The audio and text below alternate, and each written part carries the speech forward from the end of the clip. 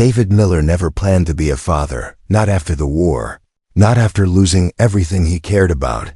He lived alone in a small wooden house on the edge of a quiet mountain town, the kind of place where nothing strange ever happened, until the day he walked into the old animal shelter at the far end of Main Street. The bell above the door rang, and the smell of sawdust and wet fur filled the air. David had come to adopt a dog, maybe a cat, something to keep him company. The shelter was dim inside, the lights buzzing softly. An old woman at the front desk looked up from her book. Her name tag said Marla, but her eyes were sharp, as if she was studying him. "You're here for a pet?" she asked, her voice careful. David nodded. "Yeah, something friendly." Marla gave a slow smile, but it didn't reach her eyes. "There's something in the back you might want to see," she said. Her tone made it sound less like an offer and more like a warning. She led him down a narrow hallway, past cages of barking dogs and hissing cats. At the very end, behind a metal door, was a small room.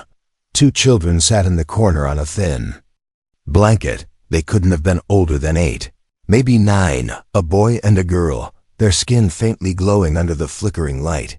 Their eyes silver, like melted metal, watched David without blinking. "What is this?" David asked, frowning. Marla avoided his gaze.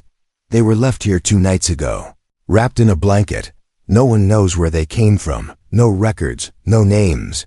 The girl tilted her head, studying him with curiosity. The boy kept his eyes on the floor. Something about them made David's chest tighten. They looked lost in a way that was too familiar. "Why are they here and not with the police?" David asked, Marla's lips pressed into a thin line. "Because I don't trust the police with them," she said quietly. "They're different, and different isn't safe in this world." Her eyes flicked toward the door, as if she expected someone to burst in. David took a slow step closer. The boy shifted, placing a protective arm in front of his sister. His movements were quick, almost too quick. The girl's silver eyes met David's, and he felt a strange warmth spread through him, like she was inside his mind for just a second. It was gone before he could speak. Marla's voice was urgent now. "If you're going to take them, do it today. I don't know how much longer I can keep them hidden." David frowned. "Hidden from who?" Marla shook her head. From what would be the better question? He should have walked away. This was not his problem, not his life anymore, but something inside him. Maybe the part that still believed in protecting the weak wouldn't let him leave them there. "I'll take them," he said, surprising even himself. The girl's lips curved into the smallest smile. The boy didn't smile, but his grip on his sister's hand loosened. Marla moved quickly, shoving a worn backpack into David's hands. "Clothes, food, some things they came with," she said. Her voice dropped to a whisper. "Don't take them into town too much, and if you see lights in the sky, get away fast." Before David could ask what she meant, she opened the back door. "Go before someone sees." The drive home was quiet. The twins sat in the back seat, watching the trees rush past. Every time David glanced in the mirror, the girl's eyes were on him. It was like she was trying to figure him out. The boy stared out the window, his reflection pale and strange against the glass. By the time they reached his cabin, the sun had set. David made them soup, but they didn't touch it. Instead, they whispered to each other in a language he'd never heard before. The sound was soft and musical, but carried an edge like a warning. That night, as David locked up and checked the windows, a faint vibration filled the air. It was so low it felt more than it was heard. The twins froze, their eyes wide. A blue glow flickered outside the window. Moving across the trees, David stepped toward the door, but the boy grabbed his hand with surprising strength. In a voice clear and steady, he spoke his first words in English. "They found us, the next morning." David woke to the smell of pine trees and the faint sound of whispering. At first, he thought it was the wind slipping through the cracks of the old cabin, but when he opened his eyes, the twins were standing beside his bed. They were barefoot, their silver eyes unblinking, their faces calm. The girl tilted her head, studying him like she was trying to read his thoughts. "You didn't sleep much," she said softly, her voice careful, as if speaking English was. Something new to her mouth. David blinked, sitting up. "How do you know that?" The boy answered, his tone low and certain. "We can feel it."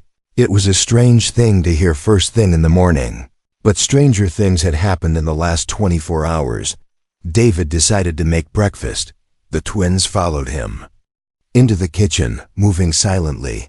The girl ran her hand along the wooden table, her fingertips leaving behind a faint trail of glowing blue light that faded after a few seconds.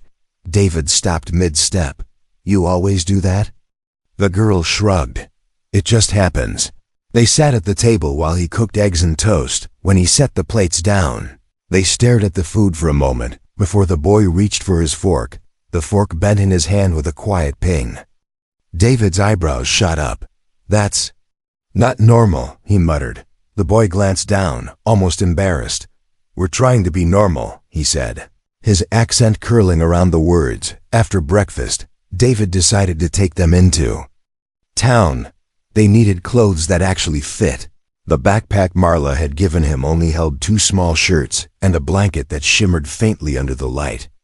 The drive was quiet, except for the occasional burst of that strange musical language between them.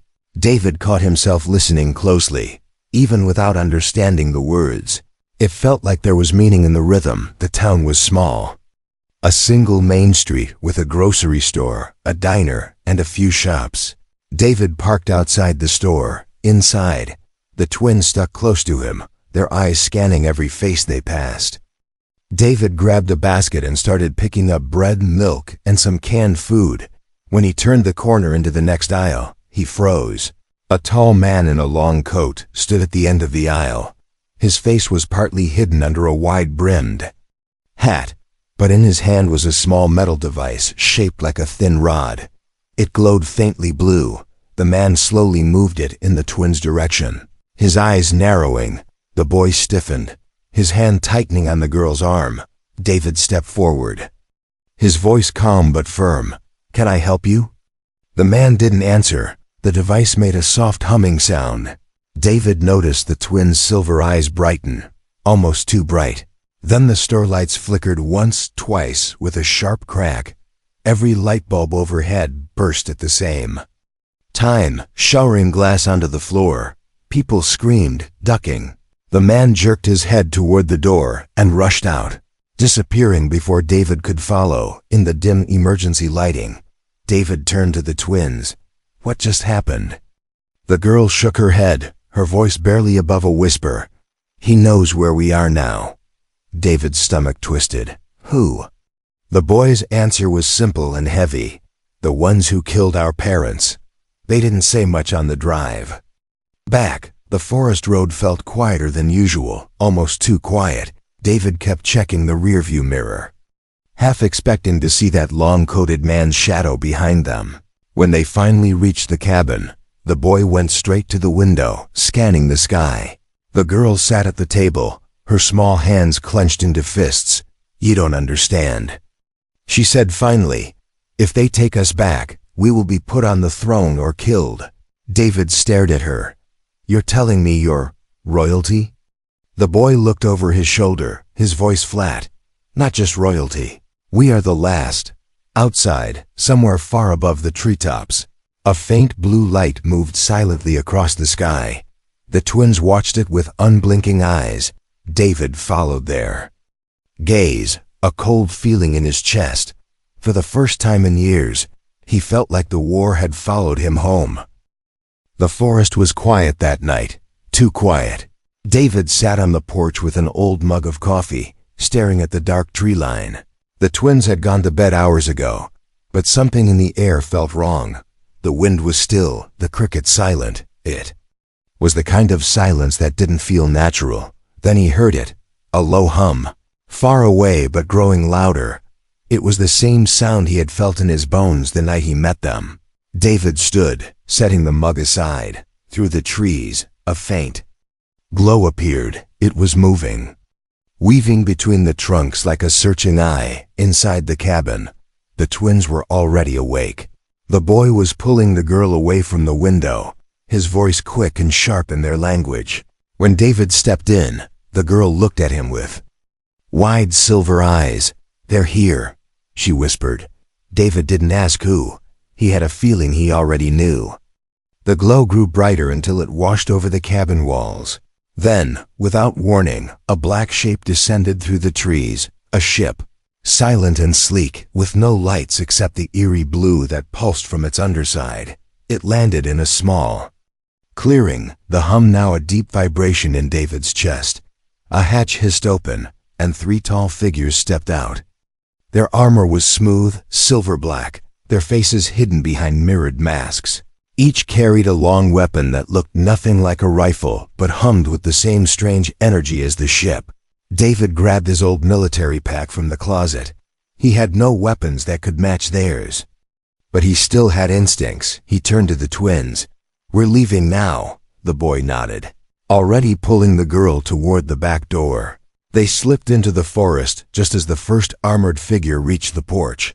The night air was cold and heavy with pine. David moved quickly but carefully, avoiding dry twigs and loose rocks. The twins followed silently, their movements almost too graceful for children. Behind them, the faint crunch of armored boots followed.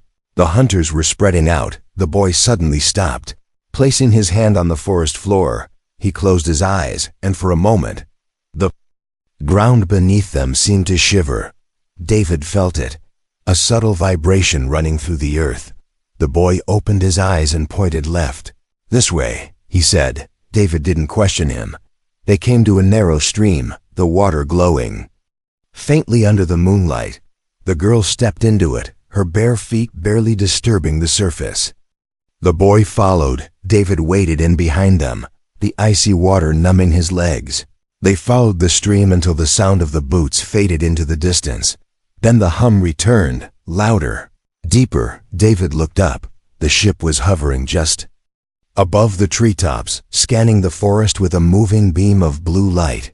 "Down," David whispered, pushing them under the overhang of a mossy bank. The light passed over the water, so close David could see the dust in the air turn blue. The girl clung to his sleeve, her silver eyes locked on the ship. When the beam moved away, they climbed out of the stream. Dripping and shivering, they didn't get far before a shadow blocked their path. Another armored figure stood ahead, weapon raised. David stepped in front of the twins. The figure spoke in a deep, mechanical voice. "By order of the High Regent, the heirs will be taken into custody." David's mind raced. He needed to distract him, buy time. Before he could speak, the boy stepped forward, his small hand raised. The air seemed to bend around his palm. A sudden shockwave burst outward, knocking the armored figure off his feet and into the trees. The boy staggered, breathing hard. David caught him before he fell. "We have to keep moving," the girl urged, her voice trembling. They pushed deeper into the forest until the trees began to thin. Through the branches, David saw lights, not blue this time, but white. A small ship sat in a hidden clearing, its hatch open. A woman in a dark pilot's suit waved frantically for them to hurry. "Move," she shouted. David didn't know who she was. He didn't know if he could trust her, but the sound of the hunters closing in left him no choice. They ran for the ship, the hum of the black vessel roaring back to life behind them. Just as they reached the ramp, a beam of blue light cut through the trees, searing into the ground inches from David's feet. The hatch slammed shut, the engines roared, and the forest fell away beneath them. David collapsed against the wall, breathless. The twins sat across from him, their faces pale but determined. The woman at the controls glanced back. "If you want to live," she said, "you're going to have to listen to me." The ship rattled as it broke through Earth's atmosphere. David gripped the seat beside him, staring at the view through the small side window. Below them, the dark curve of Earth shrank against a sea of stars. It didn't feel real. It didn't feel possible. And yet, here they were. The twins sat together on a narrow bench, speaking softly in their language. The boy kept glancing toward the cockpit, his eyes sharp, The girl looked calmer, but David noticed her fingers gripping the edge of the bench tight enough to leave marks. The woman at the controls didn't speak until they were clear of the planet's pull. Only then did she swivel her chair to face them. "I'm Captain Rhea," she said, her voice steady. "I fought against the Empire for 8 years, and you've just made me the most hunted person in the galaxy." David's instinct told him to be wary, but there was something in her tone, something tired, something honest, that kept him from snapping back. "You know who they are?" he asked, nodding at the twins. Rhea's eyes softened. "Everyone who's been in this fight knows who they are, or who they were supposed to be." The girl spoke, her voice quiet but clear. "Our parents were the rulers of the Valorian Star Realm. They were betrayed by the High Regent. We escaped." Her words hung in the air like a weight. Rhea reached into her flight jacket and pulled out a small rectangular device. With a tap, a bright hologram appeared above it. David's breath caught. It was a world unlike anything he'd imagined. A planet of towering crystal cities, floating bridges of light, and oceans that shimmered like liquid glass. "This is Valora," Rhea said. "Your homeworld," she added, glancing at the twins. David had fought in human wars. He had seen beauty turn to ash in days. Looking at Valora, he understood why someone would kill to control it. "The Empire can't afford for them to live," Rhea continued. "They've placed a bounty on their heads so large that even planets outside Imperial control are sending hunters." Her eyes met David's. "That means Earth is no longer safe for you either." Before David could answer, a sharp beep echoed through the ship. Rhea cursed under her breath and spun back to the controls. On the front display, red dots were appearing, fast-moving signals closing in. "Bounty ships," Rhea muttered. "3 of them, maybe 4. The twins exchanged a glance. The boy's voice was low but urgent. "They won't stop until they have us. They'll burn everything to the ground if they think we're hiding there." David felt the truth in his words. It wasn't a threat. It was a fact. Rhea threw the ship into a hard turn. Stars streaking across the viewport. She opened a channel on the com, her voice sharp. "This is the Arrow. Requesting emergency passage through Outer Rim Gate 12. The response crackled through. "Passage denied. Your transponder shows Imperial wanted status." Rhea slammed a fist against the console. "Then I guess we're doing this the hard way." David moved closer to the twins, crouching so they were eye level. "You trust her?" he asked quietly. The girl's silver eyes searched his face. "For now," she said simply. Her tone made it clear she'd been forced to decide who to trust many times before. A sudden flash outside the ship caught David's eye. One of the bounty ships had just dropped out of light speed ahead of them. It was smaller than Rhea's but sleeker, with wings like blades. Rhea's voice was calm but quick. "They'll try to disable us and board. If that happens, you fight, you run, you do whatever it takes." The boy's hand twitched, and for a second, the air around his palm seemed to ripple. David noticed, but said nothing. He didn't know exactly what the twins could do, but whatever it was, they were saving it for when it mattered most. The ship shuddered as the first laser blast grazed the hull. Sparks rained from the ceiling. Rhea pulled the controls hard, banking the Arrow toward the shadow of a drifting asteroid field. "Hold on to something," she called back. The twins gripped the straps on the bench. David braced himself against the wall. Outside, the bounty ships followed, weaving through the giant, tumbling rocks like predators closing in. And somewhere, in the darkness between those asteroids, another signal was waiting, watching, choosing the perfect moment to strike. The asteroid field swallowed them in shadow. The Arrow drifted between massive chunks of rock, each one turning slowly in the dark. For a moment, the bounty ships seemed to fall back, their sensors confused by the dense mineral fragments. Rhea eased the throttle, letting the ship glide silently.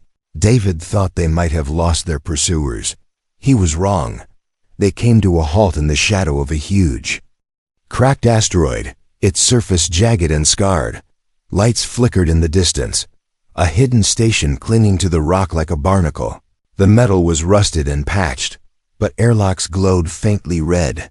Rhea spoke over her shoulder. "This place is off the maps. The owner owes me. We'll be safe for a while." The twins exchanged a cautious glance. David didn't like the way the boy's jaw tightened. "You trust this owner?" he asked quietly. Rhea didn't answer right away. "I trust him enough," she said at last. It wasn't the answer David wanted, but it was all he had. The arrow docked with a heavy clang. The airlock cycled open, releasing a wave of stale, metallic-smelling air. Inside, the corridors were dim, the walls lined with exposed cables and flickering lights. A tall man waited at the docking bay, his coat long, his hair silver at the edges. He smiled when he saw Rhea. "Didn't think I'd see you again," he said. "Still alive, huh?" Rhea grinned back, though it didn't reach her eyes. "Still breathing," she replied. "This is Joran." Rhea told David and the twins. "He runs this place." Joran's eyes flicked to the twins, lingering on their silver gaze. He gave a slow, almost respectful nod. "Guests like you don't come around often," he said. The boy's expression didn't change, but David felt the tension in him. Joran led them through the station. The air felt heavier here, carrying the faint hum of machinery. They passed small rooms filled with crates, old ships in repair bays, and a few shadowy figures who watched them without speaking. Finally, they reached a narrow room with a table and a few worn chairs. "You can rest here," Joran said. "I'll have food brought in." When he left, Rhea sat at the table, leaning back. Her shoulders loosened for the first time since Earth. David didn't relax. Something about Joran's eyes, the way they measured every move, reminded him of people he'd met in war. The ones who smiled while they calculated your price. The twins sat close together in the corner. The girl traced circles on the metal floor with her finger, tiny arcs of glowing light following her movements before fading. The boy kept his gaze fixed on the door. Finally, he said in a low voice, "He's not our friend." David's stomach sank. He was about to ask why when the door slid open. Joran stepped inside, followed by two men in dark armor, not Imperial soldiers, but close enough. The weapons in their hands hummed with the same energy David had heard before. "Rhea," Joran said casually, "your ship's worth a lot, but these two?" He nodded at the twins. "They're worth more than any ship in the galaxy." Rhea was on her feet in an instant, her hand going for the blaster at her hip. The two armored men raised their weapons. David stepped forward, putting himself between them and the twins. "You sell them, and the Empire will kill you as soon as they pay you," he said. Joran chuckled. "That's the beauty of it. I'm not selling them to the Empire." The girl's voice cut through the room, soft but filled with steel. "You're selling us to the Syndicate." Joran's smile froze for half a second. Then it returned sharper. "You really are smart." "Little one." Before the men could move, the boy stood, his hand clenched into a fist. The lights above them flickered violently, the air thick with static. One of the armored men staggered, clutching his helmet as sparks erupted from it. Rhea drew and fired in the same breath. Dropping the second man, David grabbed the twins, pushing them toward the hallway. "Move!" he shouted. Alarms blared through the station as they ran. Red lights flashed along the corridors. Voices shouted orders in the distance. Rhea took the lead, weaving them through narrow maintenance passages. "Joran will have locked the main bay," she called back. "We're going to have to take a different way out." They burst into a cargo hold filled with towering stacks of crates. The twins stopped suddenly. The boy placed his hands on the floor.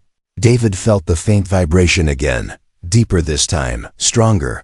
A section of the wall behind them shuddered. Metal warped and tore, opening a jagged hole to the black of space beyond. "Heirs going," Rhea warned, pulling them toward a service shuttle docked nearby.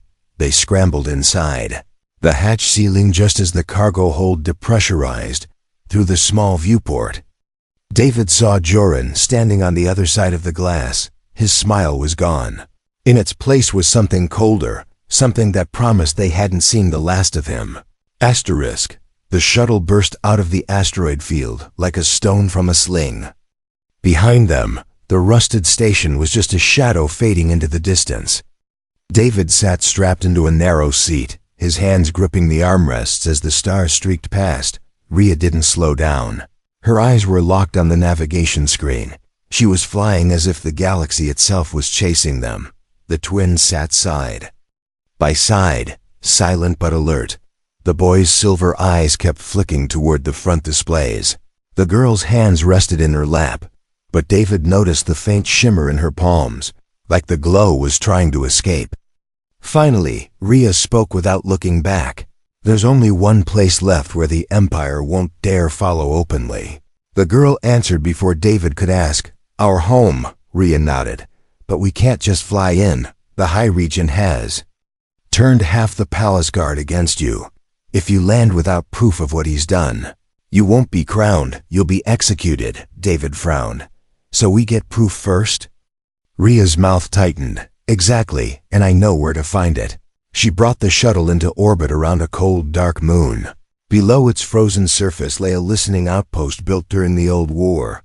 Most thought it abandoned, but Rhea had friends in low places, and one of them kept the place alive. They docked in silence, the airlock opening to reveal a tall, thin man with glowing implants along his jaw. His name was Corin, and he didn't waste time. You want the Regent's secrets? He said. Then you'll have to steal them from his own fleet archives. David exhaled slowly. That sounds suicidal. Corinne smiled without humor. Only if you fail. The plan was simple on paper. Slip past the fleet patrols guarding the Valorian gate. Dock with an Imperial command frigate. Copy the files that prove the Regent's role in the royal assassination. Then escape before the ship's I noticed an intruder. In practice, every step was a knife's edge. Hours later, they were gliding toward the gate from the viewport. David saw it. A vast ring of light big enough to swallow a city, spinning slowly against the black. Beyond it lay Valora, its oceans glinting like molten silver in the distance. But between them and the planet, the Regent's fleet waited. Dozens of warships, each bristling with weapons, and in the center, a ship unlike the rest, the Dominion. The Regent's personal flagship. That's our target, Rhea said, her voice steady. David stared at it. It looked less like a ship and more like a floating fortress. How do we get inside that thing? He asked. Corin tapped a control, and the shuttle's hull shimmered. With a disguise for the next 30 minutes. This ship reads on sensors as an Imperial supply craft. After that, we're dead. The docking went too smoothly. No alarms, no challenge, which was almost worse. They stepped off the shuttle into polished black corridors lined with gold trim. The air smelled of metal and something faintly sweet. It was too quiet. The twins moved without fear. David realized they had walked these halls before. As children of the palace, every turn, every door seemed familiar to them. They led the group straight to the archive chamber. Inside, cold blue light washed over rows of tall data columns. The files weren't just text, they were living holograms, replaying moments from the Regent's rise to power. One in particular froze David where he stood, the Regent himself. Standing over two covered bodies, his voice cold. No witnesses. Then the sound of blaster fire. David's stomach turned. This was no rumor. It was truth carved into light. The girl stepped forward, her voice steady. We take this to the people. The boy placed his hand on the console, and the hologram flickered before collapsing into a small crystal drive. They turned to leave, but the door slid shut with a hiss. From the shadows, a deep voice filled the room. You shouldn't have come home. The High Regent stood there, his black armor gleaming, his eyes like shards of ice. Flanking him were 6 guards, weapons drawn. David's mind raced. The disguise hadn't failed. They had been allowed inside. The Regent stepped closer. I wanted to see the look in your eyes before you died, he said. The boy's answer was a single word. Not today. The lights exploded, the air rippled, and the room plunged into chaos. The archive chamber burned with sparks and smoke. David pulled the twins behind an overturned console as blaster fire lit the room in flashes of red and blue. Rhea moved like lightning, dropping 2 guards before they could aim again. The boy pressed his palm to the floor. A deep, thrumming energy surged outward, shaking the walls. The guards stumbled, their weapons clattering to the ground. The High Regent didn't fall. He stepped forward through the chaos, his voice cold and steady. "You think the people will follow? Children?" The girl's silver eyes locked on him, her voice sharp enough to cut steel. "They will follow the truth."